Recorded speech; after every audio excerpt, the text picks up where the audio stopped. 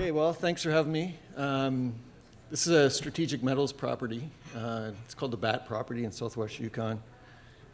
And even though the colors are a little bit faded on this title slide, you can see the picture on the left, obviously your malachite sitting there in a quartz carbonate vein, and then this pink mineral, which is erythrite, which is basically a cobalt arsenide, or arsenate. And I'm going to talk today about what we think is a multi-phase copper, cobalt, gold mineralization in southwest Yukon that kind of been known about, but not really. And so it's I would classify it as a new discovery here.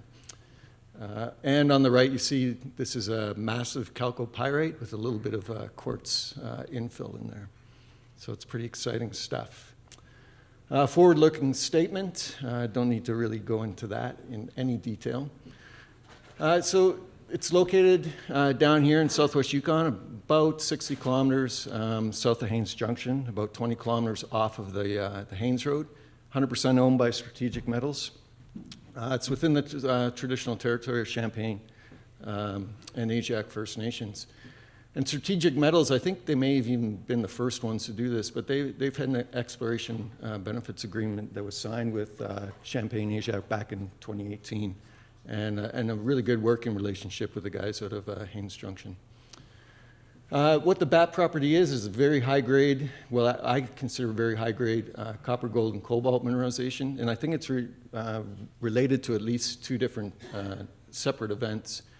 One, a Devonian to Mississippian VMS, and another one, and I put a sort of a question mark because we're not entirely sure, maybe porphyry mineralization, possibly of a Oligocene to Miocene age.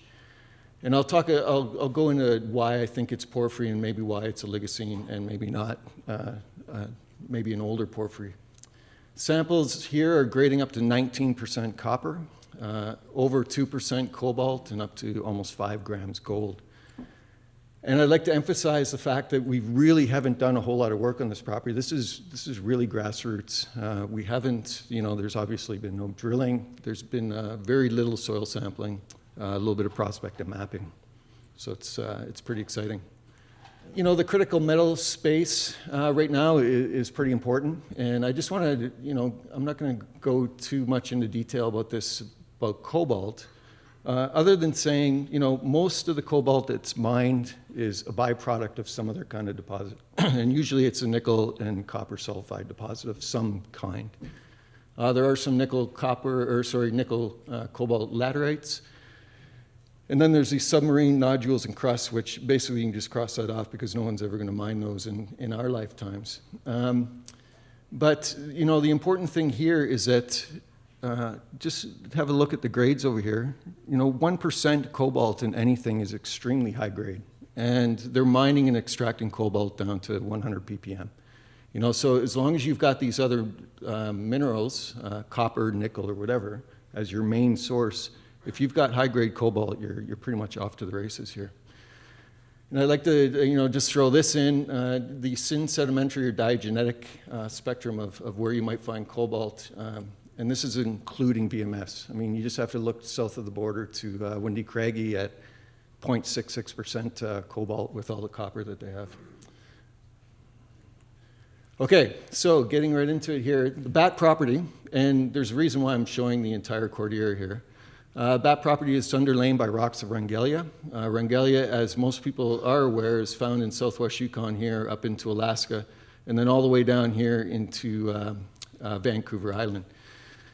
It's found, as I said, along the entire length of the Canadian Cordillera and into Alaska. Accreted sometime in the early to middle Jurassic. And it's composed, at least the basement, is composed primarily of Devonian to Permian volcanic and volcaniclastic rocks, overlain by the Triassic flood basalts, which are pretty much the hallmark of Wrangellia. But to me, it's way more interesting to talk about the Devonian Permian rocks. And as I said, they're found all the way along here, which I'll come back to a little bit later on. Jump right into the sort of the regional geology right around the Batt. Again, Wrangellia in this region is characterized by these latest Devonian to Pennsylvanian volcanic and volcaniclastic stratigraphy of what's called the Station Creek Formation. And then that's shown here in this gray color, which probably looks white to everybody else. And then, Permian, Hasten Creek up in through here, but generally right around the Batt, we're dealing mainly with this mainly volcanic and volcaniclastic stratigraphy. It's intruded by late Triassic Mount Beaton Suite, which is shown here in red, which unto itself, I don't need to go into details about Southwest Yukon, but that late Triassic age for intrusions is actually quite a bit different. And it may or may not play a role into this, but it is fascinating. And it's also intruded by dikes and stalks of the Oligocene and Miocene intrusions that you find all the way up the coast here. And it's bound by the Denali and the Duke River faults, as you can see here. So the stratigraphy itself, right on the property, you can see a property bound right in through here. It's, as I said before, it's underlain by these rocks by the Station Creek Formation and intruded by those Triassic and Oligocene rocks. The rocks are slightly deformed along these northwest trending folds and through here and cut by north and northwest trending structures. But generally speaking, the deformation here is really localized around, the fault zones and, pretty tightly constrained shear zones. The metamorphism is pretty much limited to hornfelsing around the plutons, a little bit of maybe subgreen schist, but nothing too major. Okay, so as I was saying, this Station Creek Formation and through here, this latest Devonian into the Carboniferous volcanic package. The important rocks that we're going to be talking about, or at least what I'm going to be showing you, is part of this lower Station Creek Formation. And there's an age from the YGS, I think they dated this back in 2008, comes back as a 353 million age, so right at that early Mississippian part of the stratigraphic section here. And that's pretty important for some stuff I'll talk to you about in a little bit. But it's defined mainly by pilobasalt, massive basalt flows, pilobreccias, and near the top especially you get into these sort of intermediate to somewhat felsic looking tuffs and volcanics, which again is important. Leading up to the mineralization story, getting the setting into your brain. If we look at some of the geochemistry, the YGS did some geochemistry on these rocks a while ago. The lower Station Creek Formation is geochemically characterized by tholeiitic basalt to alkali basalts. And really importantly, these back arc basin to end morb signatures. And these stratigraphic and tectonic environments in these back arcs are very favorable for the formation of these VMS deposits. And if we look at VMS deposits generally, this is a diagram from Gali et al. in 2007. And the key features of all VMS, and anyone that's worked in these knows these systems pretty well, and it's basically your alteration, your mineralizing system or architecture, basically what this is right in through here. And then sort of your metal content, so is it copper rich, is it zinc rich, is it, these kinds of things. And I think I'm going to take you through some of the stratigraphy that we're seeing, and I'm going to place what I think we're seeing into this architecture of a VMS. So if we look at just sort of the alteration that we're starting to see, these are some of the basalts. This is a basalt breccia. This is a massive basalt. And this is, again, another basalt breccia over here. But very strong sericite to chloride alteration. And it's commonly observed in and around areas where this brecciation occurs. The sericite and chlorite is composing much of the matrix of the pilobreccias.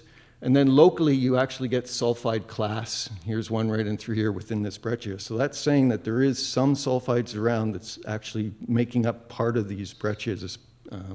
So this is, it's forming right at that time. Just go back for a second. So I think, if you look at that section of a VMS, you're kind of sitting somewhere in here with these photos. You're looking at the chlorite sericite alteration. And I will talk a little bit about this jasper as well on this next slide.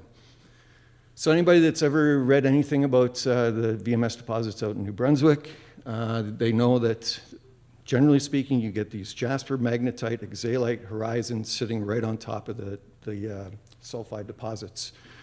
Here, there's a picture. These are jasper, magnetite, exalites right in through here. It's 15 meters thick, sitting in through here like this. Very, very, very magnetite rich. Lots of pyrite in through here as well. Here we've got jasper, quartz, epidote infilling in between some of the pillow basalts. And here we've got massive magnetite that is found within the sequence of volcanic rocks. And again, if you take that sort of scenario in a VMS section, you've got here showing these massive magnetite jasper horizons that blanket the entire mineralizing system. And off in the periphery, you get these jasper, quartz, epidote infills within your basalt package in through here, which we see exactly in here. And all of which these are indicative of vent-related xalite deposits. Okay, now we step into some of the alterations, some of the mineralization. I think we're kind of looking somewhere in through here. Here, there's one really good example of quartz sulfide breccia and stockwork zone that are cutting up through the basalt columns. You can see, the basalt stratigraphy.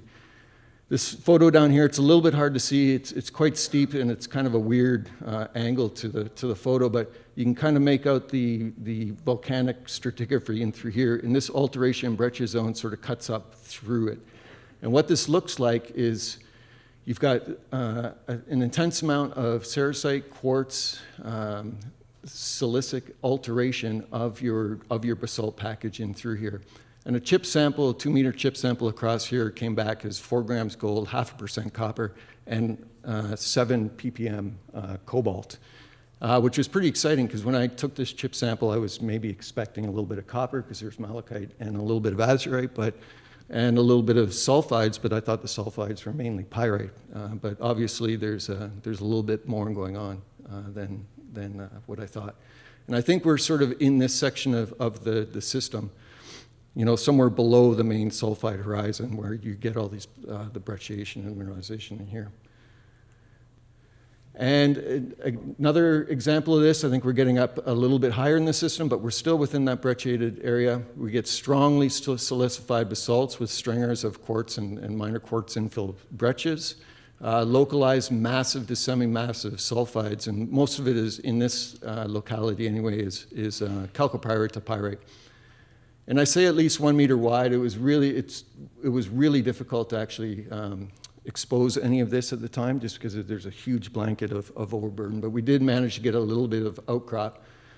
And so we came up with 8.72% copper. This is where we start seeing a little bit of zinc, suggesting that there is a zinc within this sulfide or this VMS sort of mineralization. 19 grams silver, and still quite elevated 488 ppm cobalt. Sort of a sample just off here, we took a sort of a higher grade, sort of half a meter wide zone of the massive sulfide, which came back as over 10% copper, a little bit of silver in through there, and then even more elevated cobalt in there. It'd be really nice to get back in there and have a look at this in a little bit more detail. And then finally, the actual massive sulfide itself. Again, this is very early on. We haven't seen a whole lot of this property yet, but we have uncovered some in situ massive sulfide, which is nice to see. It's actually there. Other than there are boulders of massive chalcopyrite that we have found, grading up to 20% copper and some significant silver mixed in with it. Here's a sulfide lens, the only real in situ massive sulfide we've found to date. But again, semi-massive to massive, mainly pyrite with some chalcopyrite, but over 2 meters wide at 1.3 copper, and elevated 175 cobalt and a little bit of silver. There's also massive pyrrhotite that we found as boulders mainly. But again, up around 2%, and you're getting into the 0.18% cobalt in the instances where you're finding pyrrhotite, suggesting that you're at least in this circumstance, your cobalt is going up with the presence of your cobalt, or sorry, your pyrrhotite here. And again, I think we're sort of sitting somewhere around in here. We haven't found the great big 50-meter, couple 100-meter wide lens yet, but it's definitely there, I think. Forward-looking statement. It's a good thing Heather's name is on that.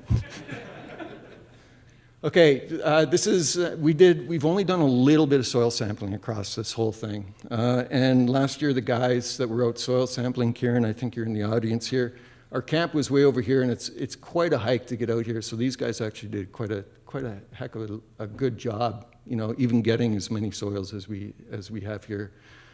But you can see, as I say, there's limited amount. There's strongly elevated copper everywhere. You can't read these numbers at all. I can barely read them. But I'll tell you that you can probably see the yellow. The yellow in for copper is already at 200 to 500 ppm copper. So we've got up to 0.5% copper in soils in this area. Quite a bit of zinc in certain areas, and then, of course, cobalt. There is this area called Main Ridge, which I will get to in a little bit here, but I want to take that out of the equation. Just look down in here where we've got overlapping copper, zinc, and cobalt signature. And so you've got that VMS sort of signature within your soils in an area that we have really done no exploration. And so we have to go back and actually check out. And that's 700 meters. That's a fairly significant multi-element geochemical signature that we really need to follow up on. So going back to Al Galli's, he's divided different kinds of VMS deposits mainly based on their stratigraphic environment and tectonic sort of environment. Likely what we're seeing, and it's very early stage obviously, the VMS mineralization at the Batt probably falls within this back arc mafic in through here, but a little bit of bimodals in there because we do have a little bit of that felsic and intermediate tuffs, especially near the top of the sequence.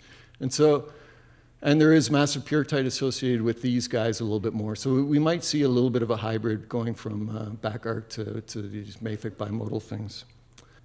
And go back to this, where else do we see Rangelia and VMS deposits? Well, you just go to the island and Myra Falls, same age, same tectonic environment, and bona fide VMS deposits that have been mined in the past.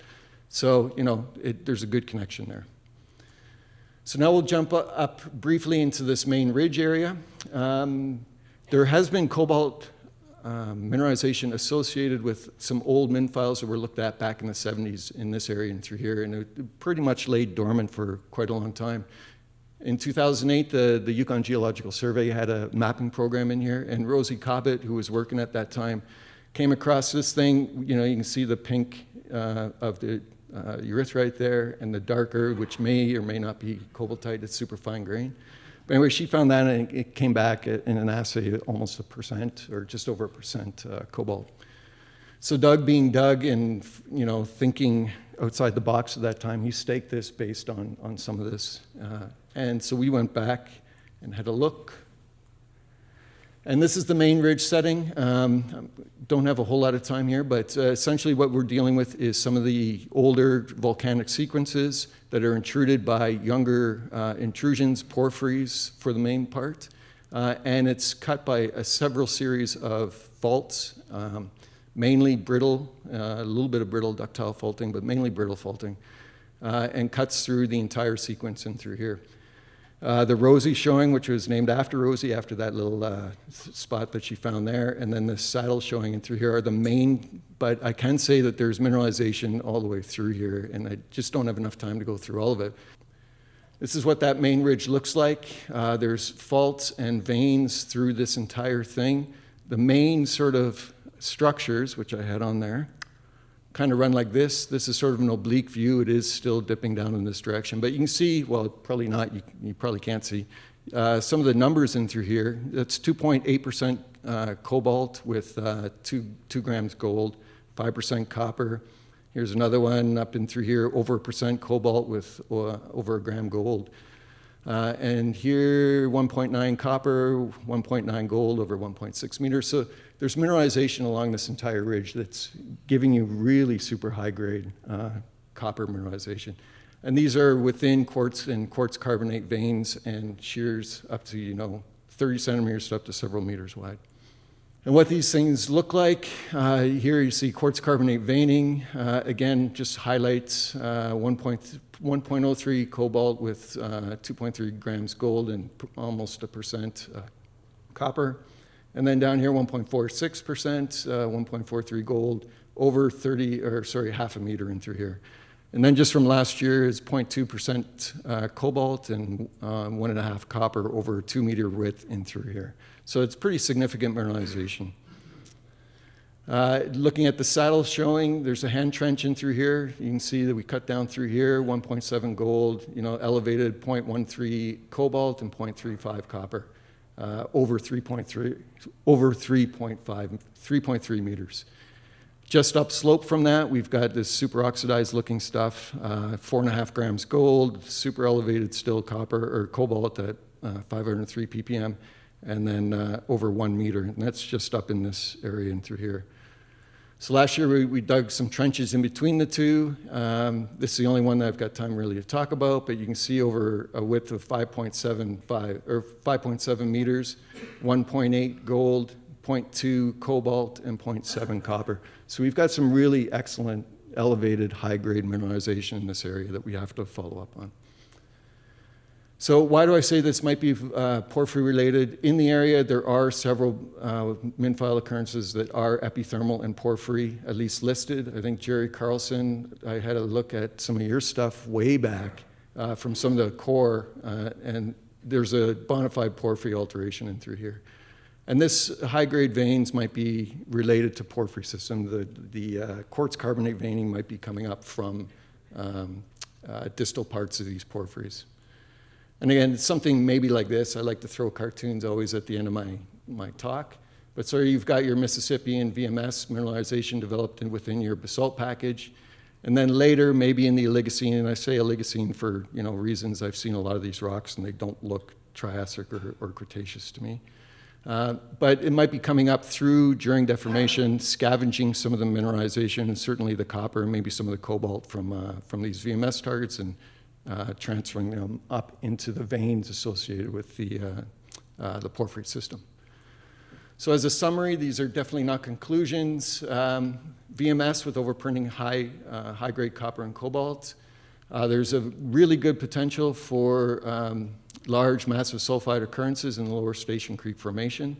High-grade veins and related copper, cobalt could be related to these younger Oligocene porphyries.